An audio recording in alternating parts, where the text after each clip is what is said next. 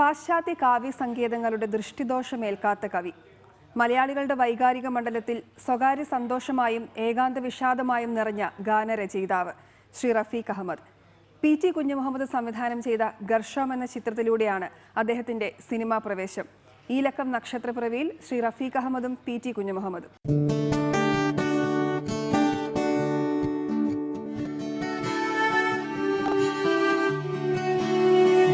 സിനിമയിലേക്ക് വരണമെന്ന് ഒരാഗ്രഹവുമില്ലായിരുന്നു, അങ്ങനെ ഒരു പ്ലാനും ഇല്ലായിരുന്നു. അങ്ങനെയാണ് ഗർഷോമിലേക്ക് വരുന്നത്. ഗർഷോമിന്റെ ചർച്ചകളിലൊക്കെ പങ്കെടുത്തു. എങ്ങനെയാണ് പാർട്ട് എഴുതാൻ അതിലേക്ക് തീരുമാനിക്കപ്പെടുന്നത്? PT ഒക്കെ ആയിട്ട് ഒരുപാട് കാലത്തെ പരിചയമുണ്ട് എനിക്ക്. PT അതുപോലെ ശ്രീരാമൻ, VK ശ്രീരാമൻ, അവരൊക്കെ ആയിട്ടുള്ള ഞങ്ങൾ ഈ ചാവക്കാട്, അവർ ചാവക്കാടാണ്. അപ്പോൾ പൊതുവെ ചാവക്കാട് ഖരാന എന്ന് പറഞ്ഞിട്ട് സംഗതിയുണ്ട്. ഇങ്ങനെ എല്ലാവരും കൂടി ഇരിക്കുക, പല പല കാര്യങ്ങൾ സംസാരിക്കും, പല പരിപാടികളുണ്ടാവും. അപ്പോൾ ഈ സിനിമയുടെ PT-യുടെ ഈ ഗർഷം എന്ന് പറയുന്ന സിനിമയെ പറ്റിയിട്ട് ചർച്ചകൾ ഉണ്ടാവാറുണ്ട്. അതിൻ്റെ കഥയെപ്പറ്റി പറഞ്ഞിരുന്നു. മോഹൻദാസ് എന്ന് പറയുന്ന എൻ്റെ ഒരു അടുത്ത സുഹൃത്താണ് ഈ അതിൻ്റെ സ്ക്രിപ്റ്റൊക്കെ എഴുതിയിരുന്നത്.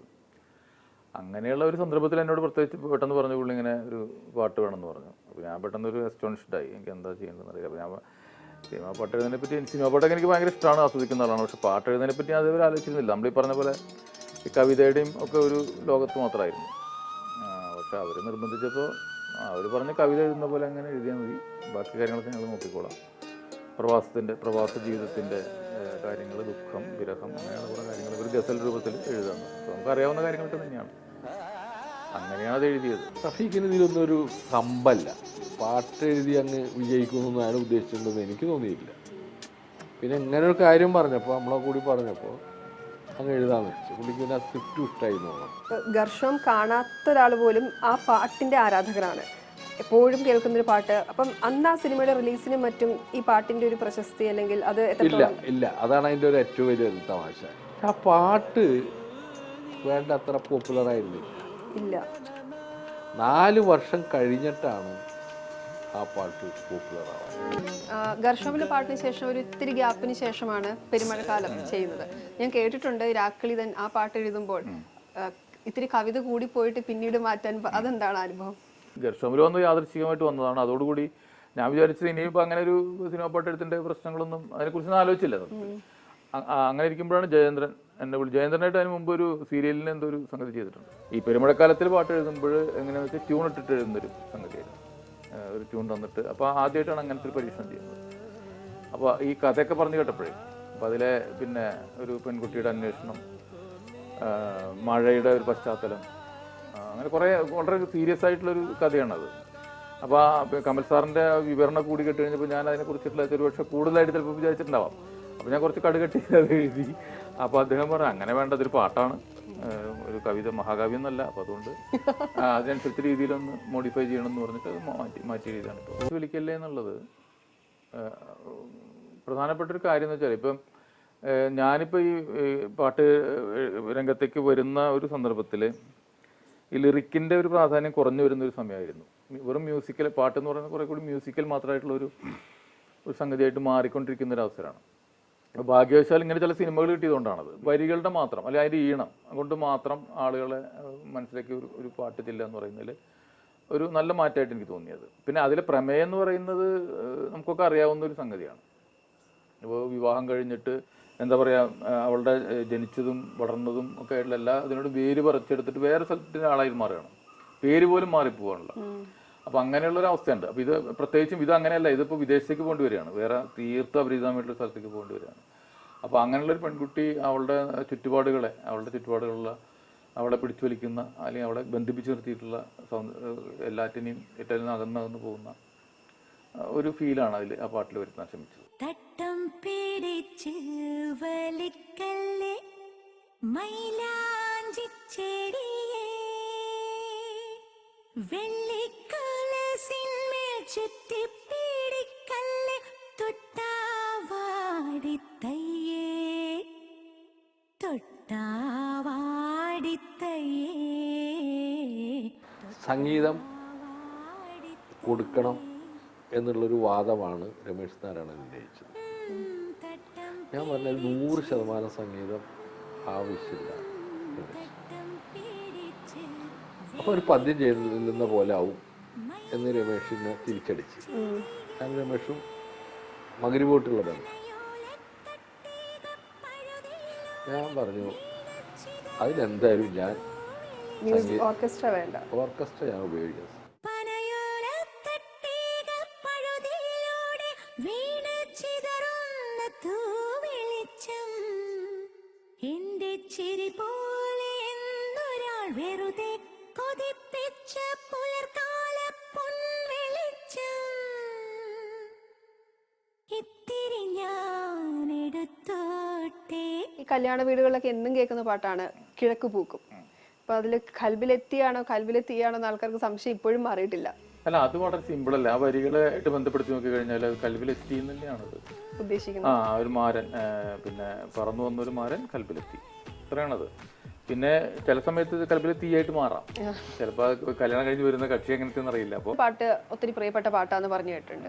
ഈ കൽപ്പടവിൽ സിനിമ അങ്ങനെ ശ്രദ്ധിക്കപ്പെട്ടിട്ടില്ല, പക്ഷെ ഇറങ്ങിയ ആ സമയത്ത് പാട്ടുകൾ ഉണ്ടെങ്കിലും സിനിമ ഹിറ്റാകുന്നതും അല്ലെങ്കിൽ ഹിറ്റ്സ് ആൻഡ് ഫ്ലോപ്സ് പാട്ടുകളുടെ ഭാവിയെ നിയന്ത്രിക്കുന്നു, അങ്ങനെ ഒരു അവസ്ഥയുണ്ടോ? പാട്ടുകളെ സംബന്ധിച്ചിടത്തോളം ഒരു ആദ്യകാലങ്ങളിലൊക്കെ അതിൻ്റെ ഒരു ശ്രവണത്തിൻ്റെ കാലഘട്ടമായിരുന്നു. കേൾക്കുക എന്നുള്ളതായിരുന്നു, പാട്ട് കേൾക്കുക എന്നുള്ളൊരു സംഗതി ഉണ്ടായിരുന്നു. അത് റേഡിയോ മാത്രമേ ഉണ്ടായിരുന്നുള്ളൂ നമുക്ക്. പിന്നെ ടേപ്പ് റെക്കോർഡറൊക്കെ വന്നു. അപ്പോൾ പാട്ട് കേട്ടിട്ട് പലതരം സങ്കല്പങ്ങളിൽ നമുക്ക് പോകാനുള്ള സാധ്യതകളൊക്കെ ഉണ്ട്. ഇപ്പം മറ്റേ പിന്നെ മാധ്യമങ്ങളുടെ ഒരു പ്രഭാവം വന്നോട് കൂടിയിട്ട് പാട്ട് കാണാനാണല്ലോ എല്ലാവരും പറയുന്നത്. പാട്ട് കാണുക എന്ന് പറയുന്നത് തന്നെ വളരെ വിചിത്രമായ പ്രയോഗമാണ്. അപ്പോൾ അതുകൊണ്ട് തന്നെ അതിൻ്റെ വിഷ്വലൈസേഷൻ, പിന്നെ ആരൊക്കെയാണ് അഭിനയിക്കുന്നത് എന്നുള്ളത്, എങ്ങനെയാണ് എടുത്തിട്ടുള്ളത് എന്നുള്ളത്, അങ്ങനെ കുറേ കാര്യങ്ങൾ ഒരു വേറെ തരത്തിലുള്ള ബാഹ്യമായിട്ടുള്ള ഒരുപാട് ഘടകങ്ങൾ അതിൽ വരുന്നുണ്ട്. അപ്പോൾ പാട്ടിൻ്റെ ആസ്വാദനം എന്ന് പറയുന്നത് ഒരു തരത്തിൽ പരിമിതപ്പെടുന്നുണ്ട് തോന്നുന്നു. പിന്നെ ഈ പറഞ്ഞ പാട്ടൊക്കെ ആ സിനിമ അധികം വിജയിച്ചില്ലെങ്കിൽ പോലും ഒരു നൊസ്റ്റാൾജി ഉണ്ടാക്കുന്ന കുറേ കാര്യങ്ങളാണ് ആ പാട്ടിനകത്തുള്ളത്. ഈ കോളേജിലൊക്കെ മുമ്പ് പഠിച്ചിട്ടുള്ള ആൾക്കാർക്കൊക്കെ വീണ്ടും ഇവിടേക്ക് തിരിച്ചു പോകാനും ആ കൽപ്പടയിലൊന്നും കൂടി ഇരിക്കാനും ഒക്കെയുള്ള എല്ലാ മനുഷ്യരുടെ മനസ്സിലുള്ള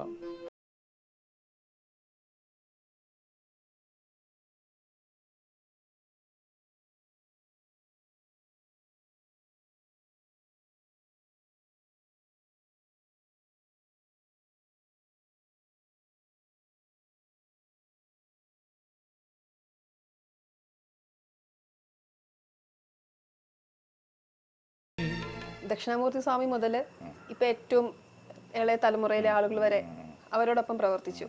അപ്പോൾ മുതിർന്ന സംഗീതജ്ഞരോട്, ഇപ്പൊ ഇളയരാജയാകട്ടെ, ദക്ഷിണാമൂർത്തി പറഞ്ഞ പോലെ അവരോടൊക്കെ പ്രവർത്തിക്കുമ്പോൾ ഒരു അനുഭവം എങ്ങനെയാണ്?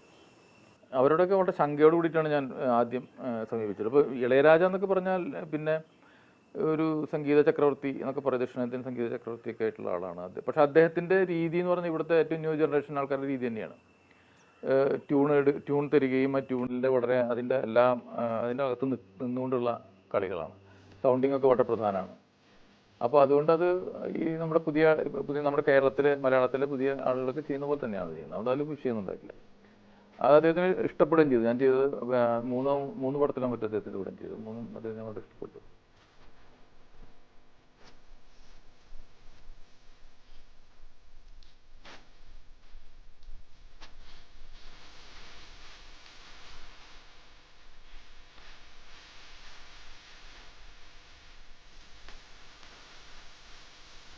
പിന്നെ ദക്ഷിണാമൂർത്തി സ്വാമി വളരെ ഒരു അപൂർവ ഭാഗ്യം പോലെ അത് എങ്ങനെയൊക്കെ സംഭവിച്ചതാണ് അദ്ദേഹം. പക്ഷെ എന്താണെന്ന് വെച്ചാൽ അദ്ദേഹം പാട്ട് എഴുതി കൊടുക്കുക ചെയ്തത്.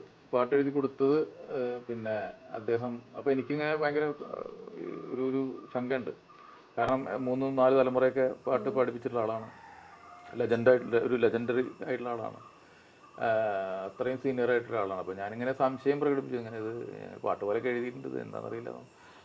അതൊന്നും കുഴപ്പമില്ല, അതൊക്കെ ശരിയാവുമെന്ന് പറഞ്ഞിട്ട് അദ്ദേഹം പോയിട്ട് അത് ഒരു യാതൊരു മാറ്റവും കൂടാതെ, ഒരു വ്യത്യാസം കൂടാതെ, ഒരു വരിയോ വാക്കോ ഒന്നും മാറ്റാതെ പാട്ടാക്കിയിട്ട് മാറ്റി.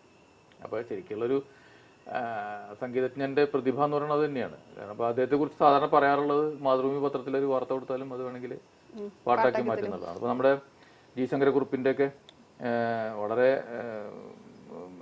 പ്രസിദ്ധമായിട്ട് കവിത ഉണ്ട്, സാഗരഗീതം എന്ന് പറയുന്നത്.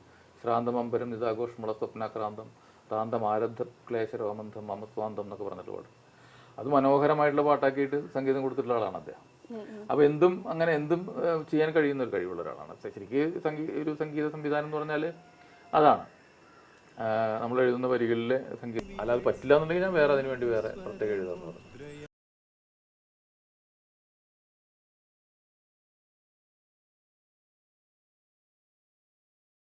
ആൾക്കാരെ അത് വല്ലാതെ സ്പർശിച്ചിട്ടുണ്ട്. പലപ്പോഴും ഇപ്പോഴും ആൾക്കാർ പറയാറുണ്ട്, രാത്രിയൊക്കെ വിളിക്കാറുണ്ട്. വളരെ വിദേശത്തൊക്കെയുള്ള ആൾക്കാർ ഒറ്റയ്ക്ക് പിന്നെ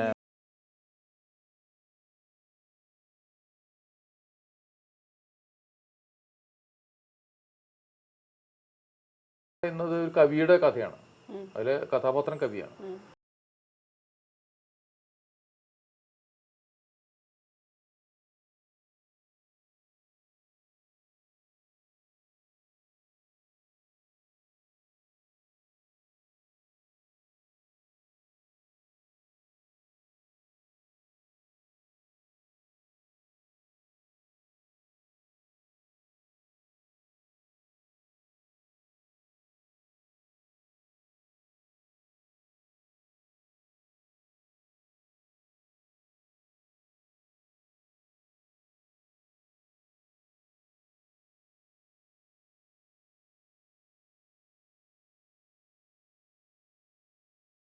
ഒരു എക്സാമ്പിൾ ചോദിച്ചാൽ അപ്പങ്ങളെമ്പാടും ആ പാട്ട് നമുക്കറിയാം, അത്രയും പഴമയുള്ള അങ്ങ് നിൽക്കുന്ന പാട്ടാണ്.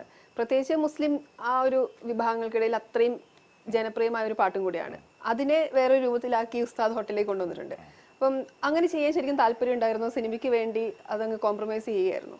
ഇല്ല, ആദ്യകാലത്താണെങ്കിൽ ഇപ്പോൾ ഞാൻ പാട്ടെഴുതി തുടങ്ങുന്ന സമയത്താണെങ്കിലെങ്കിൽ ചിലപ്പോൾ എനിക്ക് ചില വിഷമങ്ങളുണ്ടായിരുന്നു വരുമായിരുന്നു. പക്ഷേ ഞാൻ മനസ്സിലാക്കിയൊരു കാര്യം എന്താ വെച്ചാൽ, നമ്മൾ ഈ പാട്ടെഴുത്ത് എന്ന് പറയുന്നത് ഒരിക്കലും ഒരു സ്വതന്ത്രമായിട്ടൊരു ആത്മാവിഷ്കാരമൊന്നുമല്ല. സിനിമയിൽ പ്രവർത്തിക്കുന്ന ഒരു കലാകാരനും അങ്ങനെ സ്വതന്ത്രമായിട്ടുള്ള ആളൊന്നുമല്ല. അപ്പോൾ ഒരു സൂപ്പർ സ്റ്റാർ മുതൽ ലൈറ്റ് ബോയ് വരെയുള്ള എല്ലാവരും സംവിധായകൻ്റെ ഇഷ്ടത്തിനനുസരിച്ച് അയാൾ ഉദ്ദേശിക്കുന്ന ഒരു പ്രോഡക്റ്റ് ഉണ്ടാക്കുന്നതിന് വേണ്ടിയിട്ട് അയാളോടൊപ്പം സഹകരിക്കുന്നു മാത്രമേ ഉള്ളൂ. അത് പാട്ടെഴുതുന്ന ആളും അതിന് ബാധ്യസ്ഥനാണ്. ഇപ്പോൾ അപ്പങ്ങൾ എമ്പാടെന്നുള്ള പാട്ടിന് പകരം അവിടെ ആത്മവിദ്യാലയം എന്നുള്ള പാട്ട് എഴുതിയിട്ട് കാര്യമില്ല. അത് അങ്ങനത്തെ പാട്ട് തന്നെ അവിടെ വേണ്ടത്. അപ്പോൾ സിനിമയ്ക്ക് അതെങ്ങനെ പ്രയോജനപ്പെടുന്നു, സിനിമയിൽ ആ പാട്ട് എത്രത്തോളം പ്രയോജനപ്പെട്ടു എന്നുള്ളതാണ്.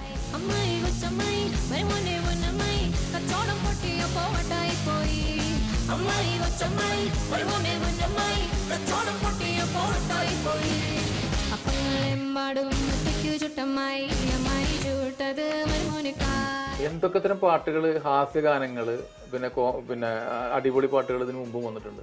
പഴയ പാട്ടുകളൊക്കെ എടുത്തു നോക്കിയാൽ മണ്ടച്ചാരെ മുട്ടത്തലയിൽ കണ്ടം വെക്കാറായില്ലേ, അതുപോലെ വയലാറൊക്കെ എഴുതിയില്ല പാപ്പി അപ്പച്ച, അപ്പച്ചനോടോ അമ്മച്ചിയോടോ. ഭാസ്കരൻ മാഷ് നിരവധി പാട്ടുകൾ ഇങ്ങനത്തെ എഴുതിയിട്ടുണ്ട്. തള്ളു തള്ളു പന്നാസ് വണ്ടി എന്നൊക്കെ. അതൊന്നും ഇല്ലാത്ത ഒരു സംഭവം എന്താ ഇതിലുള്ളതെന്ന് എനിക്ക് മനസ്സിലായില്ല. പല ആൾക്കാരും ഈ പാട്ട് മാത്രം എടുത്തുകൊണ്ട്, ഞാൻ എഴുതിയുള്ള മറ്റു എന്തെങ്കിലും ഗുണമുള്ള പാട്ടുകളൊക്കെ പറയാതെ ഇതിനെ മാത്രം ഹൈലൈറ്റ് ചെയ്തുകൊണ്ട് പറയുന്ന ആൾക്കാർ. അതിൻ്റെ പിന്നിലുള്ള വികാരം എന്താണെന്ന് എനിക്കറിയില്ല. പക്ഷേ ഇത് സിനിമയ്ക്ക് വേണ്ടിയിട്ടാണ് നമ്മൾ ചെയ്യുന്നത്, സിനിമയുടെ ആവശ്യങ്ങൾക്ക് വേണ്ടി ചെയ്യുന്നതാണ്. അത് ആ സിനിമയെ സംബന്ധിച്ചിടത്തോളം ആവശ്യമാണ് സംവിധായകനും ബോധ്യമായിട്ടുണ്ട്. ഭക്ഷ്യപദാർത്ഥങ്ങളെല്ലാം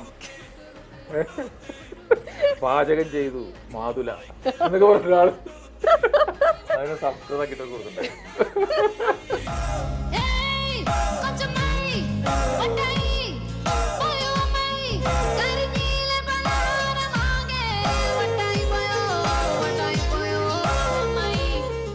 കവിത എഴുതുമ്പം ഇപ്പോൾ നേരിട്ട് അറിയാവുന്ന അല്ലെങ്കിൽ ആത്മാവിനെ സ്പർശിച്ചിട്ടുള്ള അല്ലെങ്കിൽ അനുഭവമുള്ള വിഷയങ്ങളെ കുറിച്ച് കവിത എഴുതാറുള്ളൂ എന്ന് പറഞ്ഞു കേട്ടിട്ടുണ്ട്. അത് ശൂന്യതയിൽ നിന്നൊരു കവിത എഴുതാറില്ല. പക്ഷെ സിനിമാ പാട്ടുകൾ എന്ന് പറയുമ്പം കുറച്ചുകൂടി കോണ്ടെക്സ്റ്റുവൽ ആണല്ലോ, കുറച്ചുകൂടി സന്ദർഭബന്ധിതമായിട്ടാണ്. അതൊരു പ്രഷർ ഉണ്ടാക്കാറുണ്ടോ? എല്ലാം ഹ്യൂമെയിൻ ആണല്ലോ, മനുഷ്യൻ്റെതായിട്ടുള്ള പ്രശ്നങ്ങൾ തന്നെയാണല്ലോ എല്ലായിടത്തുള്ളത്. പക്ഷെ ഇതൊരു ഒരുപക്ഷെ ഒരു ചാലഞ്ചും കൂടിയാണ്. നമുക്ക് അറിയാത്ത കുറേ മേഖലകൾ. ഇപ്പം ഈ മൊയ്തീനിൽ നിന്റെ മൊയ്തീൻ എന്ന് പറയുന്ന സിനിമയിലൊരു സ്ത്രീയുടെ മനസ്സാണ് നമ്മൾ എഴുതുന്നത്. സ്ത്രീയുടെ കാത്തിരിപ്പും അവളുടെ പിന്നെ വിരഹമൊക്കെയാണ്. സാധാരണഗതിയിൽ കവിതയിൽ ഞാൻ എഴുതാത്തൊരു കാര്യമാണ്. അല്ലെങ്കിൽ ഭക്തൻ്റെ കാര്യം, ഇപ്പോൾ ആദാമിൻ്റെ മകൻ അബുവിൽ ഒരു ഭക്തൻ്റെ, ഞാൻ ഭക്തനല്ല. അപ്പോൾ അങ്ങനെ പല കാര്യങ്ങളും നോക്കുമ്പോൾ പിന്നെ ഒരു ചാലഞ്ചാണ് ശരിക്കും. അപ്പോൾ അത് ഒരു പുതിയ പുതിയ മേഖലകളിലേക്ക് നമുക്ക് കടക്കാനൊരു അവസരം കൂടിയാണ്. കവിത മാത്രം എഴുതുകയാണെങ്കിൽ തീർച്ചയായിട്ടും ഒരിക്കലും അങ്ങനത്തെ കാര്യങ്ങളൊന്നും അതിലേക്കൊന്നും പോവില്ല. ദിലീഷ് പോത്തന്റെ ചിത്രത്തിലെ മഹേഷിന്റെ പ്രതികാരത്തിലെ പാട്ട് ഇടുക്കി കണ്ടിട്ടുണ്ടോ? കണ്ടിട്ടാണോ ആ പാട്ട് എഴുതിയത്? ഇടുക്കി കണ്ടിട്ടുണ്ട്, പക്ഷെ അങ്ങനെ അതിന്റെ മുക്കും മൂലയൊന്നും വിശദമായിട്ടൊന്നും കണ്ടിട്ടില്ല.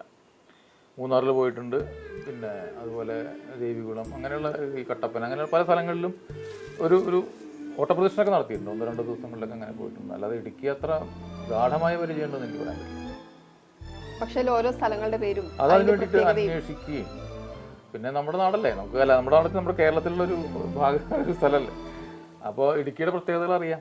കുറുനിരയിൽ ചുരുൾമുടിയിൽ പുതുകുറിഞ്ഞി പൂതിരുകും മൂന്നാറിൻ മണമുള്ള കാറ്റ് പാമ്പാടും പാറകളിൽ കുളിരുടുമ്പൻ ചോലകളിൽ കൂട്ടാറിൽ പോയി വരും കാറ്റ് പോരുന്നിവിടെ ചായുന്നിവിടെ വെടിവട്ടം പറയുന്നുണ്ടിവിടെ അവൾ തൊടിയെല്ലാം നനച്ചിട്ട് തുടുവേർപ്പും തുളച്ചിട്ട് അരയിൽ കൈ കുത്തി നിൽക്കും പെണ്ണ് നല്ല മണവാളിൻ ചുണയുള്ള പെണ്ണ്. ചില സംവിധായകർക്ക് താങ്കൾ തന്നെ വേണം എന്ന നിർബന്ധമുണ്ടോ? പ്രത്യേകിച്ച് മുതിർന്ന അങ്ങനെയുള്ളവരോട് വർക്ക് ചെയ്യാൻ താങ്കൾക്ക് സന്തോഷമായിരിക്കും. സന്തോഷമാണ് കാരണം അവർ നമ്മളെ മനസ്സിലാക്കുന്നു, നമ്മൾ വിശ്വസിക്കുന്നു.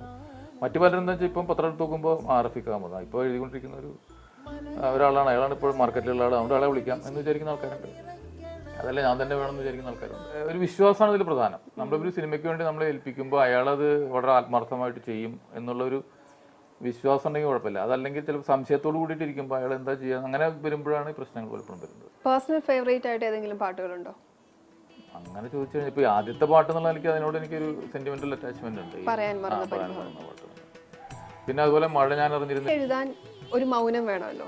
ഇപ്പൊ സിനിമാ പാട്ട് എഴുതി തുടങ്ങിയതിന് ശേഷം കവിക്ക് വേണ്ട ആ മൗനം നഷ്ടപ്പെട്ടു, കവിത അങ്ങനെ അകന്നു പോകുന്നു എന്ന് തോന്നാറുണ്ടോ? അല്ലെങ്കിൽ അതിനുള്ള സമയം തുറക്കേണ്ടതില്ലാത്ത കൺകളിൽ പ്രിയതേ നിൻമുഖം മുങ്ങിക്കിടക്കുവാൻ, ഒടുവിലായകത്തേക്കെടുക്കും ശ്വാസ കണികയിൽ നിന്റെ ഗന്ധമുണ്ടാകുവാൻ, ഇനി തുറക്കേണ്ടതില്ലാത്ത കൺകളിൽ പ്രിയതേ നിൻമുഖം മുങ്ങി